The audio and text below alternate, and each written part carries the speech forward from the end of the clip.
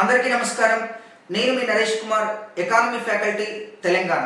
ఈరోజు మనం రైతు బజార్ల గురించి తెలుసుకునేటటువంటి ప్రయత్నం చేద్దాం. రైతు బజార్లు భారతదేశంలో రైతు బజార్లను తొలిసారిగా ప్రవేశపెట్టినటువంటి రాష్ట్రం ఉమ్మడి ఆంధ్రప్రదేశ్. ఎస్ అండి, భారతదేశంలో తొలిసారిగా రైతు బజార్లను ప్రవేశపెట్టినటువంటి రాష్ట్రం ఉమ్మడి ఆంధ్రప్రదేశ్.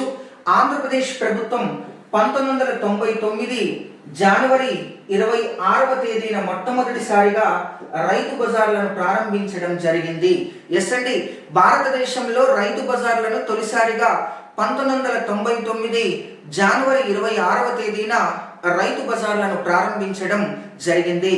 రైతులు తాము పండించినటువంటి ఉత్పత్తులు మధ్యవర్తుల ప్రమేయం లేకుండా, దళారుల ప్రమేయం లేకుండా నేరుగా వినియోగదారులకు విక్రయించుకునేటటువంటి సదుపాయాన్ని కల్పిస్తూ అప్పటి ఆంధ్రప్రదేశ్ ప్రభుత్వం రైతు బజార్లను ప్రారంభించడం జరిగింది.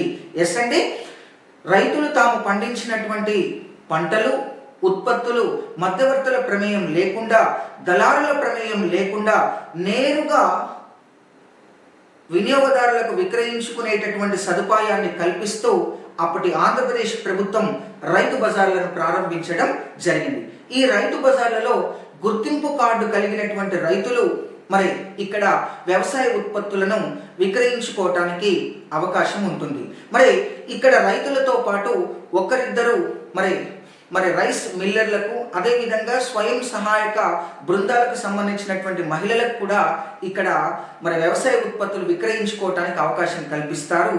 అదేవిధంగా ఇక్కడ రైస్ మిల్లర్లకు ఎందుకు అవకాశం కల్పిస్తారు అనంటే, రైతుల వద్ద నుండి ధాన్యాన్ని కొనుగోలు చేయడానికి ఇక్కడ రైస్ మిల్లర్లకు అవకాశం కల్పించారు.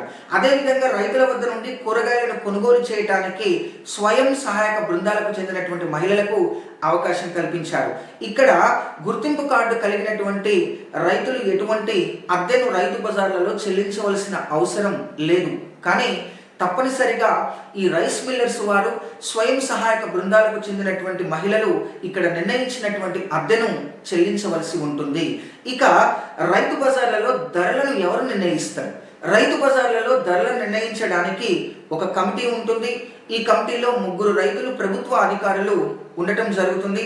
వీరు ధర నిర్ణయించేటటువంటి సమయంలో ఎటువంటి నియమాలు పాటిస్తారు? ఎస్, టోకు వర్తకులు వ్యవసాయ ఉత్పత్తులను కొనేటటువంటి ధర కంటే 25% ఎక్కువగాను, చిల్లర వర్తకులు వ్యవసాయ ఉత్పత్తులు అమ్మేటటువంటి ధరకు 25% తక్కువగా ఉండేటటువంటి విధంగా ఇక్కడ ధర నిర్ణయిస్తూ రైతు బజార్లలో వినియోగదారులకు మంచి అనుకూలమైనటువంటి ధరలకు వ్యవసాయ ఉత్పత్తులు రైతులు విక్రయించుకునేటటువంటి సదుపాయాన్ని కల్పించడం జరిగింది. కానీ ఈ రైతు బజార్లలో రోజు రోజుకు ఏర్పడుతున్న సమస్యలు ఏంటని మనం గమనిస్తే, విశాలమైనటువంటి ప్రదేశాలు లేకపోవటం, పార్కింగ్ సదుపాయం లేకపోవటం, మరుగుదొడ్ల సదుపాయాలు లేకపోవటం, ముఖ్యంగా బినామీ రైతులు వ్యవసాయ ఉత్పత్తులు అమ్మటం లాంటి సమస్యలు ఎదుర్కోవటం జరుగుతుంది.